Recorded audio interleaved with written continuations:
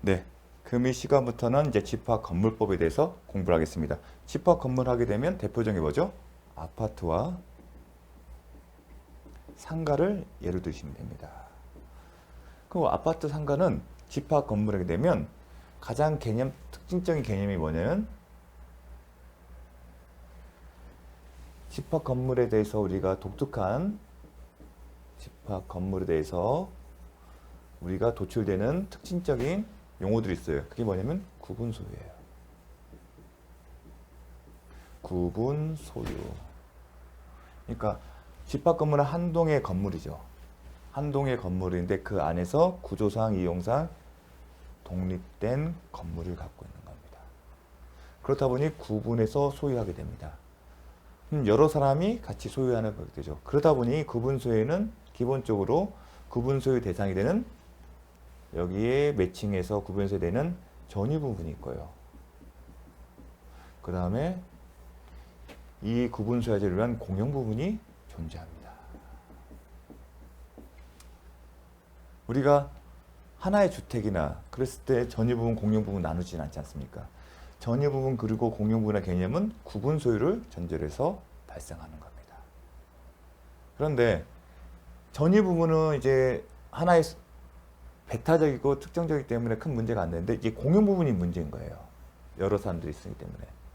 근데 공용 부분에 대해서는 기본적으로 구분 소유자들이 공유로 보는 게 특징이죠. 그런데 민법상 우리가 배웠죠. 공유 규정. 근데 공유 규정이 있는데 이 공유의 법리를 가지고 해결이 안 되는 문제점이 있고 이 구분 집합 건물만의 특징이 있기 때문에 달리 봐야 할 부분이 있습니다. 그래서 출제는 이 공유 부분 파트에서 우리가 민법상 배우는 공유 규정이 그대로 오는 경우가 있고 달리 취급되는 경우가 있습니다. 그런 부분에 이제 포인트가 있는 겁니다.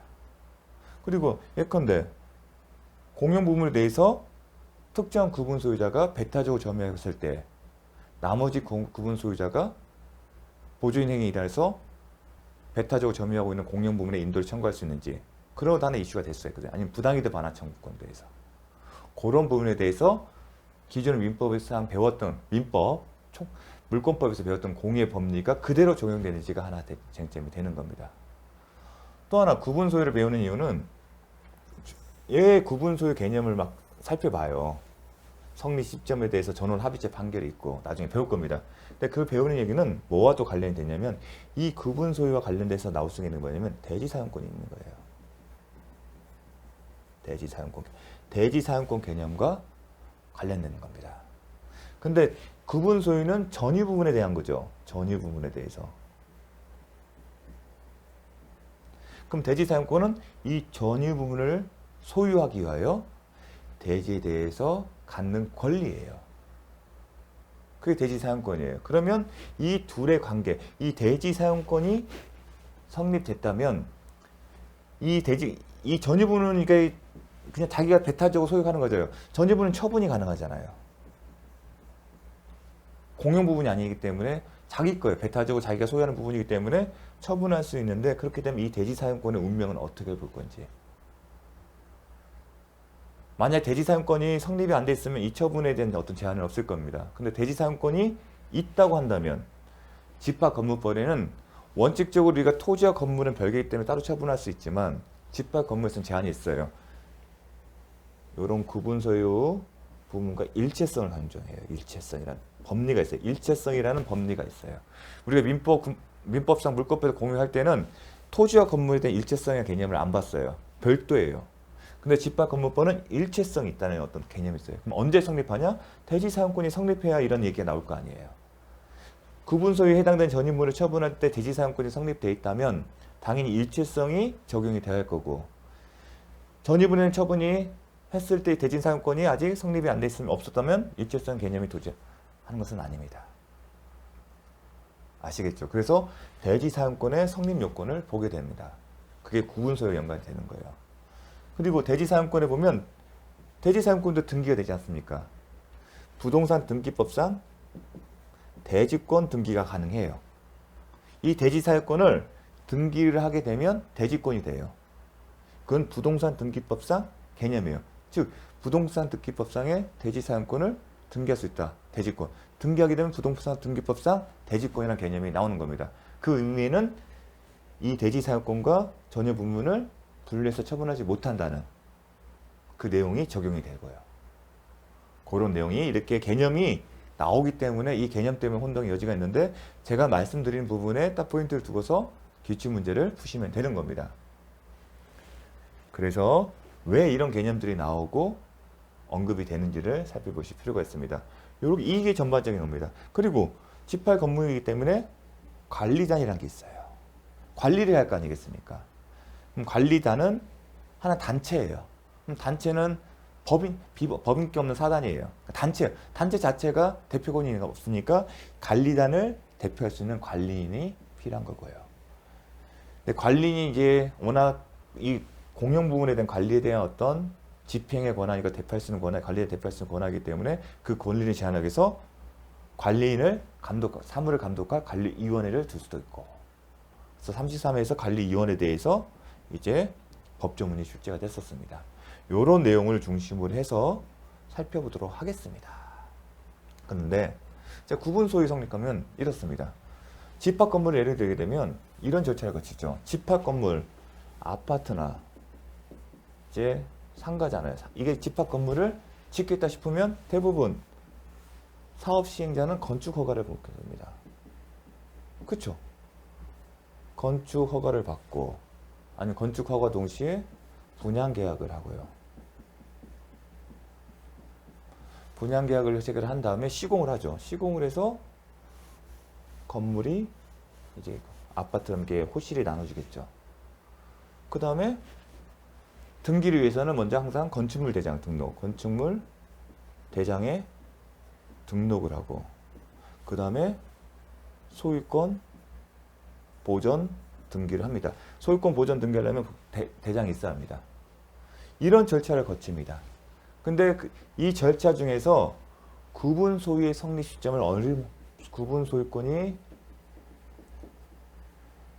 성립하는 시점을 어느 때를 볼 거니까 하나의 쟁점이 됩니다. 구분 소유의 성립 시점. 이와 관련해서 논쟁이 많았었어요. 근데 기본적으로 구분 소유의 성립 시점에 대해서 이견이 없는 것은 이래요. 일단 한 동에 건물이 있어야 한다. 한 동에 건물이 있어야 하고, 두 번째, 구조상, 이용상 독립되어야 한다. 독립되어야 한다. 이게 뭐냐면 구조상 독립된 것은 아파트예요. 여러분 아파트 지어진 아파트 보게 되면 배경으로 이런 구조상 구분이 됐잖아요.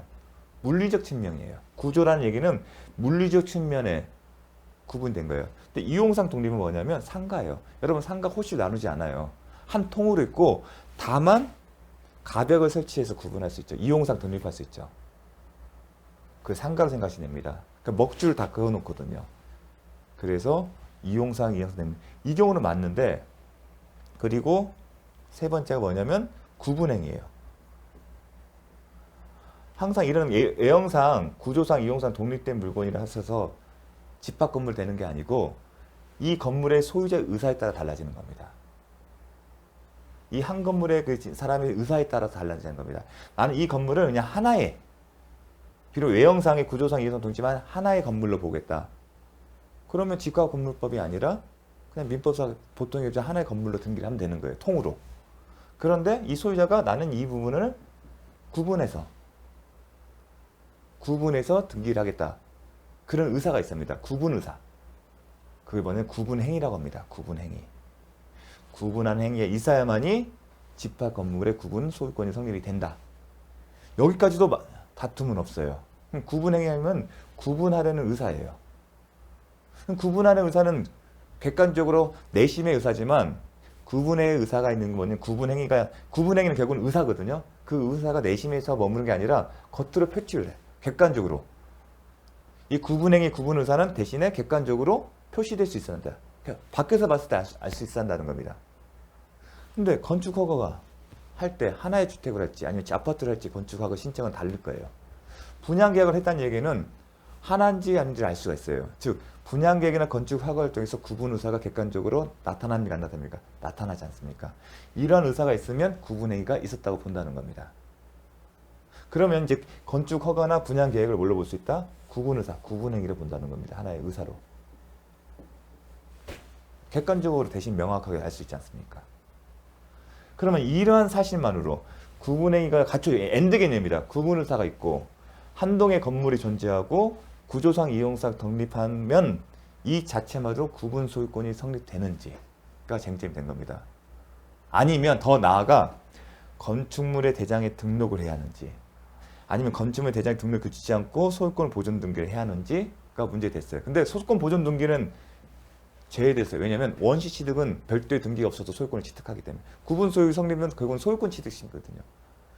근데 결국은 이것도 원시 취득이기 때문에 소유권 등록까지는 보존 등기는 고려하지 않아요. 법률의 규정에 의해서 당연히 취득하기 그 규정 생각하십니까? 신축 건물의 소유권은 별도의 등기가 없이도 소유권을 취득한다. 그걸 생각하시면 이거는 이제 논의 대상이에요. 그러면 대장을 등록해야만이 구분 소유권의 구분 소유가 성립되는지가 쟁점이 됐었습니다. 그래서 예전에는 이 모든 것을 다 갖춘 다음에 건축물을 대장을 만들어서 등록이 돼야만이 구분 소유가 성립된다고 봤었습니다.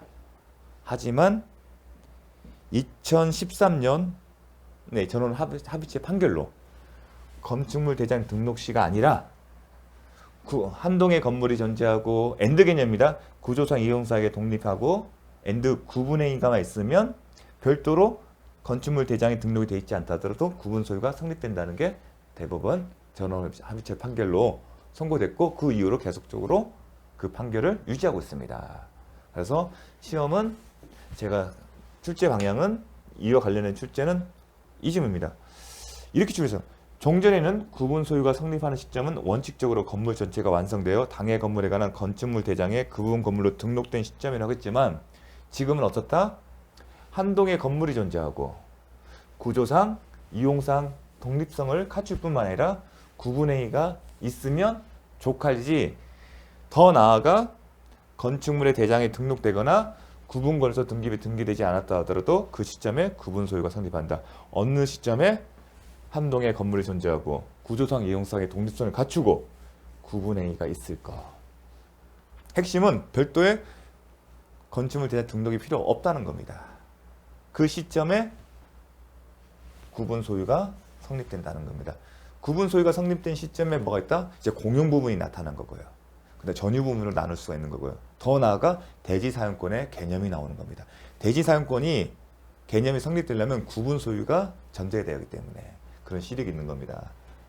자, 구분행위는 이렇게 봅니다. 구분행위는 하나의 법률행위다. 어떤 법률행위? 건물의 특정 부분을 한동의 건물을 하나를 보는 게 아니라 여러 개의 소유권으로 나누겠다는 그 행위입니다.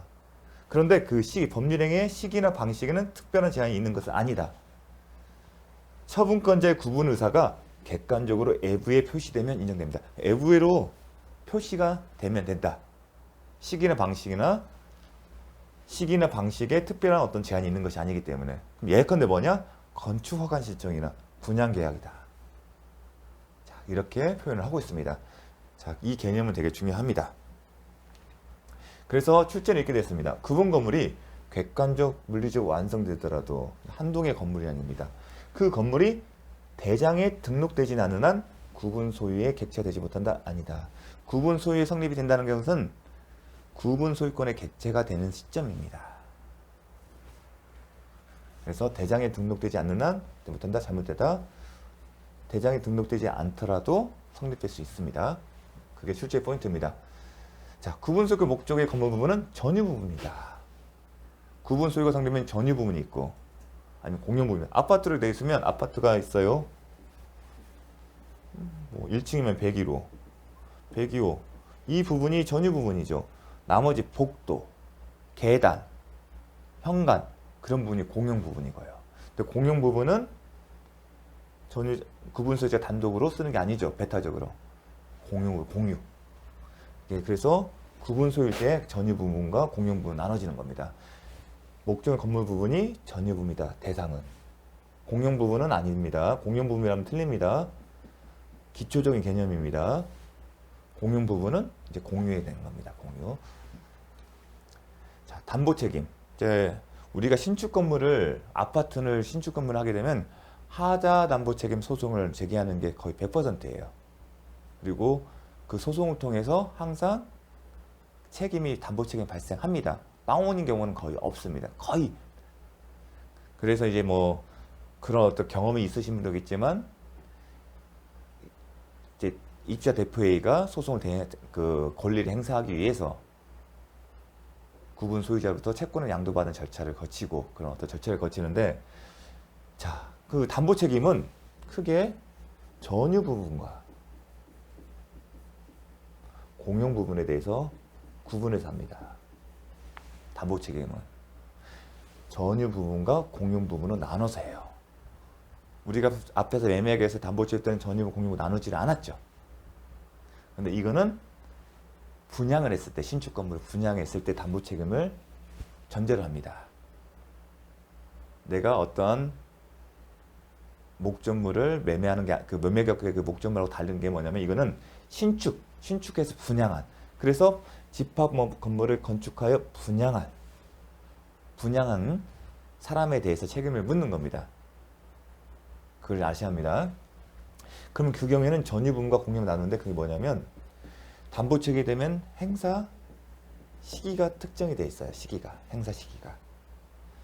그 행사 시기가 어떻게 됩니다? 전유분과 공용 부분을 나눠서 하기 때문에. 그래서 시험도 이 전유분과 공용 부분의 행사 시기에 대해서 묻는 겁니다. 혼동의 여지가 있기 때문에 거기에 포인트가 있습니다. 그러면 법정 보겠습니다. 집합 건물을 건축하여 분양한 자, 분양죠. 우리가 모델 하우스 보면 분양계획서 때 분양자 따로 있지 않습니까? 그리고 분양자가 이제 그 건설사하고 이제 시공 계약을 하죠. 그 사람이 시공사가 됩니다. 시공자. 분양자와 분양자 계약에 따라 건물을 건축한 자로서, 즉 시공자는 누구에 대해서 구분 소유자 되어 담보 책임을 진다. 근데 30일은 어떻게 나오냐면, 분양자는 원칙적으로 전유 부분에 양수한 구분 소유자 되어 담보 책임을 지지 않는다. 틀립니다. 구분 소유자는 최초에 분양자뿐만 아니라 플러스 이 분양자로부터 소유권을 양수한 사람도, 아니면 전득한 사람도 포함됩니다. 그러니까 최초의 구분 소유자, 분양자만 아니라 그 최초의 분양자부터 소유권을 넘겨받은 사람도 여기에 해당된다는 겁니다. 그걸 묻는 겁니다. 전유분을 양수한 구분 소유자에 대해서도 담보 책임을 부담한다는 겁니다. 그걸 혼동하시면 안 됩니다. 그래서 이런 경우, 이런 책임이 있기 때문에 최초의 분양자가 제3자에게 매매 계약을 할 때 요걸 담보 책임에서는 어떻게 할지 해서 정할 수도 있습니다. 그 정하지 않으면 양수인이 분양자, 시공자에 대해서 담보 책임을 추궁할 수가 있습니다. 반대로 계약에 따라서 이 책임, 담보 책임의 권리는 분양자에게 보류하게 되면 그 분양자가 계속 하는 겁니다. 자, 그래서 이 부분이 출제가 됐습니다. 그 다음에 이 부분이 중요합니다. 담보 책임의 존속 기간이 중요합니다. 행사 기간, 존속 기간. 일정 기간 내에 존속 기간이 있는데 전유 부분과 공용 부분 나누죠. 나누기 때문에 기산일이 다릅니다. 자, 전유 부분은 인도한 날, 입주한 날이겠죠, 사실은. 입주한 날 키나 그런 거 다 주거든요. 분양 사무실에서. 그 인도한 날이고, 공용 부분은요, 사용 검사예요. 주택법인 사용 검사, 건축법에서는 사용 승인이에요. 이 부분을 혼동해서 출제를 내고 있습니다. 정확하게 전유 부분은 이사, 입주. 전유 부분은 입주한 날 수 있겠죠. 공용 부분은 모르겠죠. 사용 검사에 사용 승인을 하겠죠. 자, 그런 부분을 출제합니다. 전유 부분은 담보 책임은 사용 검사일이 아니라 어디다? 인도한 날, 입주한 날, 인도한 날. 그 다음에 전유 부분에 대해서 구분 소유의 담보 책임 존속 기간은 사용 승인이 아니라 인도한 날. 다 전유 부분, 전유 부분. 공용 부분은 사용 검사, 사용 승인이에요. 사용 검사, 사용 승인 차이점은 주택법이 적용되느냐 아니면 건축법이 적용되느냐 차이점입니다. 공법에서 배웠죠. 자, 이제 판례 이 내용은 뭐냐면 이겁니다. 공유의 법대식을 배웠습니다. 공유자의 1인이 소수 지분자가 다른 공유자들의 동의 없이 배타적으로 점유를 사용하고 있는 경우, 다른 소수 지분권자가 보존행위를 이유로 목적물 인도를 반환 청구할 수 있는지, 그게 하나 쟁점이었죠. 그런데 법리의 다툼이 있다다가 대법원 판례가 전원 합의체 바뀌었죠. 어떻게 되었죠? 기억나십니까? 보존행위를 이유로 반환 청구 할 수 없다. 대신에 214조 방해 제거 청구권은 행사할 수 있다. 그게 기억나십니까? 근데 이 집합 건물의 구분 소유자가 그겁니다. 예수는 이제 공유자를 표현해서 쓰진 않고요. 집합 건물의 구분 소유자가 공유자가 아니라요. 다른 관리단, 집합 건물에는 이제 관리단이 있겠죠. 그럼 관리단은 집회단 게 있습니다. 그리고 관리단 집회의 결의나 다른 구분 소유자 동의 없이 공용, 어디? 전유 부분은 아니겠죠. 공용 부분을 전부나 일부를 독점적으로 점유 사용하고 있는 경우. 우리가 물권법에서는 공유에서는 다르죠. 여기는 집합 건물에서 어떻게 했다? 집합 건물의 구분 소유자가 어디 부분을? 공용 부분이겠죠. 전유 부분이 아니겠죠. 전유 부분은 당연히 각자 전유자가 하는 거니까. 공용 부분을 배타적으로 독점적으로 쓰고 있는 겁니다. 뭐 없이? 집합 건물에 가면 다른 구분서의 동의 없이는 당연하겠죠. 물권법에서도 배웠죠. 공유에서도 다른 공유자 동의 없이 하는 거죠.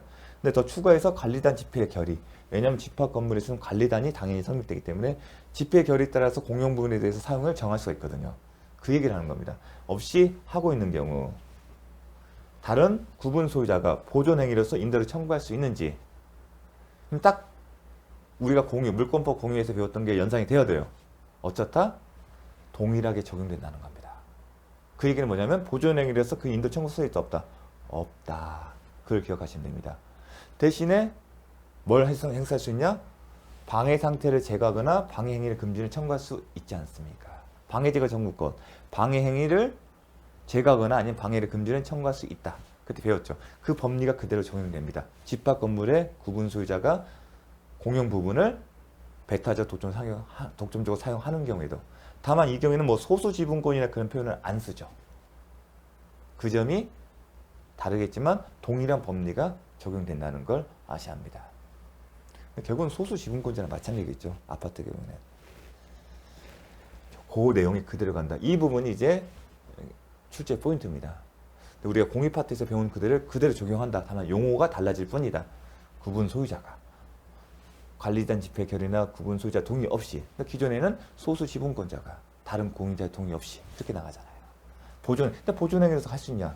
공용 부분에 대해서.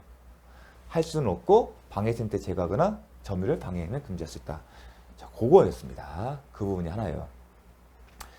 또 하나는 뭐냐면 이제 33회 다른 겁니다. 이제 구분 소유자가 구분 사유 중 일부가 그 구분 사유 중 1인이 공용 부분을 이제 인도하고 방해 제거하고 인도 보존행위 기초에서 인도 청구를 못 해요.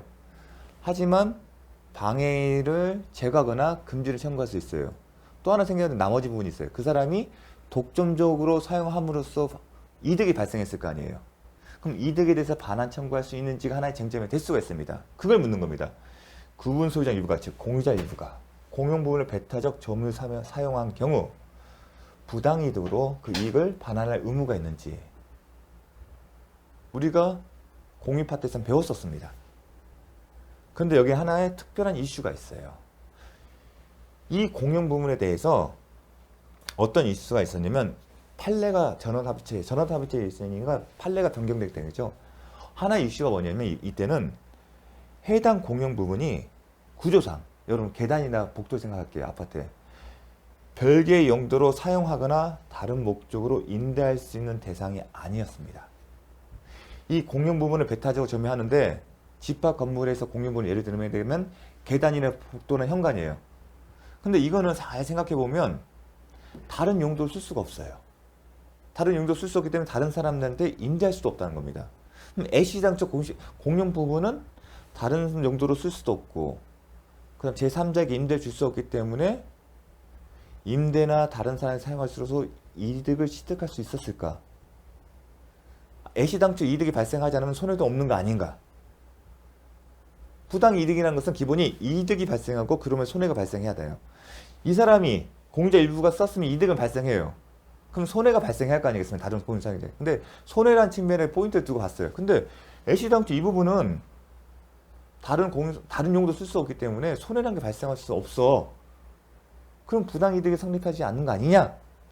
그게 하나의 논점이 됐어요. 그래서 과거에는 종전에는 성립하지 않는다고 봤어요. 왜냐하면 해당 공용 부분이 구조상 이를 별개의 용도로 사용하거나 아니면 다른 목적 인대할 수 있는 대상이 아닌 경우에는 손해란 게 있을 수 없기 때문에. 설사 이 사람이 이득이 있다 하더라도 이익에 상한 손해가 발생할 여지가 없기 때문에 부당이득 반환 의무가 없다고 판단했습니다. 하지만 2020년 대법원 판결로 선고로 바뀌었습니다. 어떻게 바뀌었냐? 설사 해당 공용 부분이 구조상 이를 별개의 용도로 사용하거나 다른 목적으로 인대할 수 있는 대상이 아닌 경우에도 손해가 있는 것을 보겠다는 겁니다. 이게 그래서 중요한 겁니다. 이게 출제 포인트입니다. 배타적으로 동적으로 사용했다면 당연히 부당 이득이 발생했는데 과연 이득에 상한 손해 발생 여부가 쟁점이 된 겁니다. 왜? 공용 부분은 다른 용도 쓸 수 없어요. 여러분 복도 계단이나 그런 것도 다른 용도 쓸 수 있습니까? 못하잖아요. 하지만 대법원 판례는 이제 손해가 있던 걸로 본 겁니다. 자, 이러한 범위 지금 누가 쓰는 거죠? 구분 소유자 일부가 쓰는 거죠. 공유자죠. 이러한 법리는 누구다? 구분 소유자가 아닌 제3자가 사용하는 경우에도 마찬가지다. 이 경우에도 비록 해당 공용물이 구조상 이를 별개의 용도로 사용하거나 다른 목적 인대할 수 있는 대상이 아니다 하더라도 손해 발생이 있는 것 보아 부당이득 반환 의무가 있다. 그 사람이 이득을 친 사람이 구분 소유자도 상관없고 구분 소유자가 아닌 사람도 마찬가지라는 겁니다. 그게 포인트인 겁니다. 자. 그래서 전원 합의체 8개이기 때문에 기출 33에 제출된 겁니다. 따라서 올해 또 나올 수 있습니다. 그 부분 또 하나. 자, 이건 뭐냐면 2022년 최근 거예요. 작년에 이런 전원 합의체 판결이에요. 항상 전원 합의체 판결이 중요합니다. 이게 뭐냐면 자, 주소를 알아야 돼요. 구분 소유자가 아닌 집합 건물 대지의 공유 지분권자가 누가요? 구분 소유자가 아닌 대지의 공유 지분권자가 누굴 상대로? 구분 소유자를 상대로 대지의 사용 수익에 따른 부당이득 반환을 청구하는 사건이었습니다. 뭐냐면 어느 경우냐면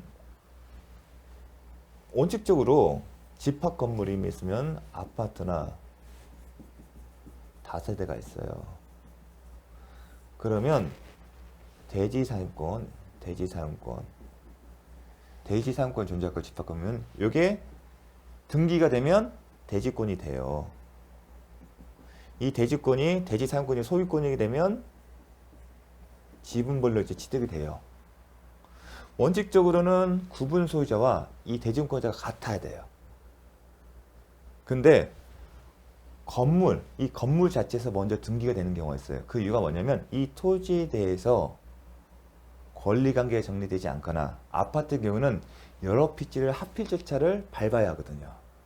아파트는 대단이기 때문에 수필지 하게 되고 수필지를 합필 절차나 분필 절차를 밟아야 돼요. 왜냐면 기부 체납도 있을 수 있기 때문에. 그러다 보니 시간적 갭이 생길 수도 있는데 아파트의 경우에는 이제 이런 일이 발생하지 않는데 다세대의 경우에는 시간적으로 건물이 먼저 등기가 되는 경우가 있어요. 근데 시간적 갭이 잠시면 상관이 없는데 1년, 2년, 3년 장기에 걸치는 경우가 있어요. 근데 그렇다 보니 구분 소유자와 대지권의 지분권자가 다른 경우가 생깁니다. 그런 게 맞습니다. 어떤 경우에 다세대의 경우에. 그런데 이제 일체성이 있기 때문에 이제 구분 소유자의 소유권자가 이 대지 사용권에 대해서도 갖는 건 마찬가지인데 이게 그렇게 일치가 되지 않다 보니까 구분 소유자는 아니면서도 불구하고 대지권의 지분만을 갖고 있는 사람이 존재하게 돼요. 어떤 경우는 근데 이런 경우는 또 뭐 어떻게 되냐면 대지권에서는 독립적인 처분이 안 돼요. 사실은 전유분 일체성이 있기 때문에 특징 때문에 나중에 배우겠지만 어떤 경우냐 이 대지권 자체에 대해서 세금 체납에 대해서 압류되는 경우가 있어요. 압류. 그래서 공매가 진행되는 경우가 있습니다. 건물의 소유권 구분소유권 별개로 이 대지권에 대해서만 지분에 대해서만. 그러면 이런 걸 전문적으로 낙찰받는 사람, 가격이 싸요. 왜냐면 법률적 운명이 불안하기 때문에. 근데 예전에는 이 대주권을 취득하게 되면 열에 한 7, 8은 부당이득 반환 청구를 인용해 줬어요. 그런 관행을 바탕으로 해서 이 대주권에 대해서, 지분에 대해서만 낙찰받습니다. 그러니까 싸게 낙찰받아서 지금 살고 있는 사람들한테 부당이득 반환 청구를 했습니다. 이 대주권 내 건데 너희들 이건 사용할 권리가 없기 때문에, 백타적 독점도 사용할 권리가 없기 때문에 부당이득 반환 청구를 하는 사안이 있었습니다. 그거에 대한 의미 있는 판례예요. 상당히 의미가 있는 겁니다. 이런 경매로, 이런 것만 낙찰 전문적으로 하시는 분이 계시거든요. 어떤 목적이냐? 구분 소유자 상대에서 부당이득 반환 청구를 하는 거거든요. 거기에 대해서 대법원 판례가 전원 합의체 판결이 22년에 나온 겁니다. 상당히 의미가 있는 판결입니다. 그러니까 어디가 주소인지 아시겠죠? 그런 경우가 발생하면 안 되는데 다세대 같은 경우는 이렇게 발생합니다. 결론은 뭐냐면, 결론만 아시면 됩니다. 부당이득 반환 청구를 할 수 없다는 겁니다. 원칙적으로 민법상 공유의 법리에 따르면 할 수 있는데 집합 건물의 독특한 특징이 있기 때문에 그게 논 겁니다. 한번 읽어볼게요. 집합 건물의 경우에는 대지 사용권인 대지 지분이 구분 소유권 목적인 전유물에 종속되어 일체화되는 일체성 때문에 해요. 대지권이나 전유분, 대지 지분은 대지 사용권은 전유분과 종속된 일체관계가 있다는 게 특징이에요. 집합건물법에. 그 특징이 있기 때문에 달리 해석됩니다. 그렇게 기억하시면 됩니다. 그래서 이 부분은 주소가 어딘지를 아시고 결론만 아시면 되는 겁니다. 부당이득 반환 청구를 할 수 없다. 과거에는 가능했어요. 그것 때문에 그래서 대지 지분권만, 대지 사용권의 지분에 대해서만, 대지권의 지분에 대해서만 전문적으로 하시는 분이 계셨어요. 대신 당연히 감정가도 낮아요. 이것만, 이 대지권을 취득한 목적은 구분 소유를 목적하는 거지 않습니까? 구분 소유의 대상인 전유 건물의 소유를 목적하는 건데 왜 이것만 하겠습니까? 다른 그런 목적 때문에 하는 겁니다. 따라서 주소가 그 결론만 아시면 되겠습니다. 자, 공유자 사용권은 이제 집합건물법, 주소는 집합건물법입니다. 11조 이렇게 되어 있습니다. 각 공유자는 공유 부문을 용도에 따라 사용할 수 있다는 겁니다. 기억하시면 지분 비례로 사용할 수 있다는 게 아니라 집합 건물의 공용 부분은 용도에 따라, 민법의 공유의 규정에는 어떻게 되냐면 지분 비율로 사용할 수 있다. 그렇게 되어 있습니다. 250 그 민법상 그 물법법 규정에는. 하지만 집합 건물법에는 어디다 지분 비율이 아니라 용도에 따라, 이 부분에 주목을 하셔야 합니다. 법문이 이렇게 되어 있다는 거. 용도에 따라 지분 비율이 아니라. 하지만 공유 규정에는 지분 비율로. 이건 집합 건물법과 민법 물권편에 있는 규정은 다르다는 거. 그걸 기억하시는 게 포인트입니다. 자, 공용 부분은 공용 부분의 이제 기속이겠죠. 공용 부분, 전유 부분 공유 나누겠죠. 각 공유자의 지분은 그가 가지는 전유 부분의 면적 비율에 따른다. 공용 부분 이제 공유인데 지분은 어떻게 된다? 전유 부분의 면적 비율에 따른다. 이게 집합 건물의 특징인 거죠. 그거를 기억하셔야 합니다. 당연한 겁니다. 자, 이것도 중요합니다. 공용 부분에 대해 뭘 하죠? 부담이라고 해서 관리비가 있잖아요. 우리가 공용 부분 관리비 되지 않습니까? 관리비 어떻게 계산하냐면 지분 비율이에요. 그럼 지분 비율은 뭐다? 전유 부분의 면적 비율이에요. 또 수익이 생기면 당연히 그 지분에 따른다. 근데 비교할 게 뭐냐면 공용 부분 사용이에요. 사용은 어떻게 된다? 용도대로 사용된다고 했죠. 대신에 주의할 게 뭐냐? 용도대로 사용한다고 했지 지분 비율 표현 들어간 맞다 틀리다. 그걸 묻는 겁니다. 각 공유자는 공용 부분의 부담이 원칙 이제 규약이 있으면 규약에 정하고 규약에 달리 정한 바가 없으면 지분의 비율이다. 지분의 비율은 뭐다? 점유 부분의 면적 비율이다. 따라서 관리 비용과 그 의무를 부담하고 생기는 이익을 취득한다. 비교할 게 뭐다? 사용이다. 근데 문제가 한번 26개 어떻게 나오냐면 사용과 비용 부담은 전유 부분의 지분 비에 따른다. 틀렸다. 비용 부담은 맞는데 공유 부분 사용은 아니다. 어떻게 한다? 용도대로 사용된다. 참 어려운 지문이죠. 이 지문 때문에 공부를 한 겁니다. 자, 구분하셔서 기억하셔야 합니다. 자, 전유 부분과 공유 부분의 지분의 일체성. 여러분, 아파트 공용 부분을 매각을 할 수 있을까요? 따로요? 못하죠. 공용 부분은 전유 부분을 위한 의미가 있는 거죠. 한 세트예요. 그 얘기를 한 거예요. 일체성이라는 얘기는. 그 얘기를 쓰는 겁니다.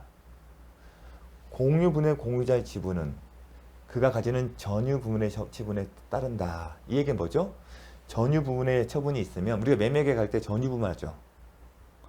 매매계획의 맞바때 목적을 표시할 때 전유 부분 표시하고 공유 부분 표시도 안 써요. 그 의미는 당연히 공유분의 처분도 매매계획 목적물이 되는 거고 그 얘기를 쓰는 겁니다. 그 얘기를 하는 겁니다. 처분다. 그럼 별도로 공용 분물에 대한 공유자 지분이 따로 처분할 수 있다 없다? 없답니다. 당연한 겁니다. 못하게 막아야 하는 거죠. 공유자는 그가 가지는 전유 부분과 분리하여 공용 부분에 대한 지분을 처분할 수 없다. 당연한 겁니다. 왜냐하면 공용 부분은 전유 부분에 의해서 존립하기 때문에 존재의 유의는 결국은 전유 부분이에요. 그래서 일체성이라는 제목 하에 따로 처분할 수 없다고 한 겁니다. 당연한 겁니다. 대신에 우리가 주물의 주종 간의 주무가 종물의 처분, 주된 권리, 종된 권리 할 때 그 처분에 따른다 배웠을 때 그 처분에 따른 주된 권리 처분에 따른데 포함된다고 해서 기억나십니까? 주물, 종물의 개념. 주물의 처분엔 종물의 처분도 포함된다. 다만 종물의 처분에서 등기가 필요하면 등기를 해야 하는 거지 별도 등기 없이도 소유권, 물권 변동이 일어나는 것은 아니다. 기억나십니까? 제가 되게 강조를 했습니다. 그 개념에 대해서. 이 처분의 개념에 대해서. 당연히 별도의 등기 없이도 만약에 이 공용 부분에 대해서 물권 변동의 효력이 발려면 등기가 필요한 경우에 등기에 있어야 하는 거지 당연히 물권 변동 효력이 생긴 것은 아니다. 제가 강조를 했었습니다. 그런데 여기에는 원칙적으로 별도의 등기가 필요해요. 하지만 집합건물법에서 이런 표현을 썼어요. 공용 부분의 물권의 득실 변경에 등기에 필요하지 않다. 뭔 말이냐면 비록 전유분의 처분에 공용분의 처분이 포함됐다 하더라도 공용분의 득실 변경은 별도의 등기에 필요한 게 원칙이지만 집합건물법상 공용 부분의 물권에 관한 득실 변경은 별도의 등기가 없어도 가능하다. 근거는 법에서 정했기 때문에 원칙은 해야지만 법에 의해서 안 해도 된다고 쓴 겁니다. 그래서 중요한 겁니다. 그 개념 떠오르시면서 그래서 중요하구나. 그래서 이 부분이 29에 30배 31에 한 겁니다. 독특한 겁니다. 자, 이 부분 잘 기억하셔야 합니다.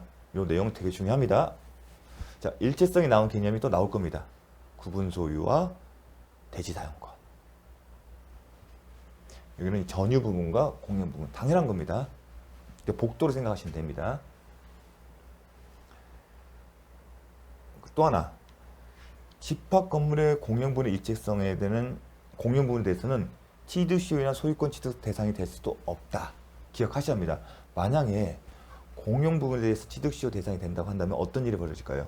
전유 부분의 소유자와 공용 부분의 소유자 지분이 달라지겠죠. 그럼 일체성을 해하는 결과가 됩니다. 그런 결과가 되기 때문에 소유권 취득의 대상이 될 수 없는 겁니다. 기억하셔야 합니다. 중요합니다. 다음. 자, 구분 소유자는 대지 사용권이 있습니다. 대지 사용권은 뭐다? 구분 소유의 목적인 전유분의 소유를 위하여 대지에 대해 가지고 있는 권리를 말하는 겁니다. 그게 대지 사용권입니다. 그 대지 사용권은 전유 부분의 처분에 법에 이렇게 되죠. 처분에 따르고 구분 소유자는 규약 또는 공정수서로 달리 정하지 않는 한 그가 가지는 전유 부분과 분리하여 대지 사용권을 처분할 수 없다. 이런 규정이 있습니다. 어디에? 법에. 법문에. 중요합니다. 구분 소유자의 대지 사용권은 그가 가지는 전유 부분의 처분되는 거고 이 표현이 뭐 있었죠? 공용 부분과 저지 부분이죠. 공용 부분, 전유 부분의 처분에는 공용 부분의 처분에 포함된다.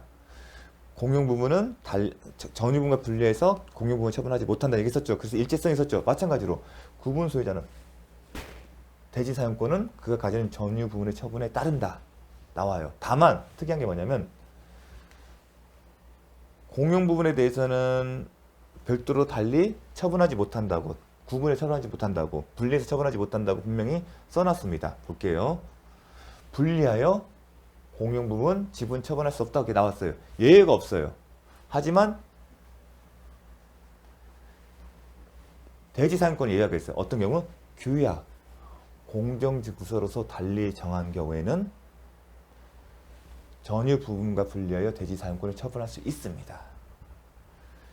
구분 소유자는 규약 또는 공경 증서로서 달리 정하지 않는 한 전유 부분과 분리하여 대지 사용권을 처분할 수 없다. 이 얘기는 뭐냐면 달리 정한 게 있으면 처분할 수가 있습니다. 이 부분이 일체성이라는 제목 하에 달리 정하고 있습니다. 이 내용도 중요합니다. 따라서 별도의 달리 정한 사항이 없음에도 불구하고 대지 사용권을 전유 부분에서 분리해서 처분하게 되면 효력이 있다 없다? 효력이 없다는 게 결론입니다. 달리 정한 바가 없음에도 불구하고 전유 분리해서 대지 사용권을 처분했고 이 처분에 대해서 등기까지 마쳤다 하더라도 효력이 없다. 그런 겁니다. 자, 그 내용입니다. 그 기출 법조문이 출제가 됐습니다. 그 내용 그 정도 선에서 마무리하겠습니다. 또 하나 전유 분의 저당권의 해당은 당연히 특별한 사정에는 대지 사용권 제다. 일체성 때문에 전유 부분과 대지 사용권은 일체다. 일체성이 있기 때문에 특별한 사정에는 규약과 공정주소 달리 정하지 않는 한 전유분의 효력은 대지 사용권 효력이 미친다. 그 부분 과거에 출제된 바가 있습니다. 근데 이거 위에는 출제된 바가 없습니다. 자, 잠시 쉬었다가 계속 수업을 진행하도록 하겠습니다.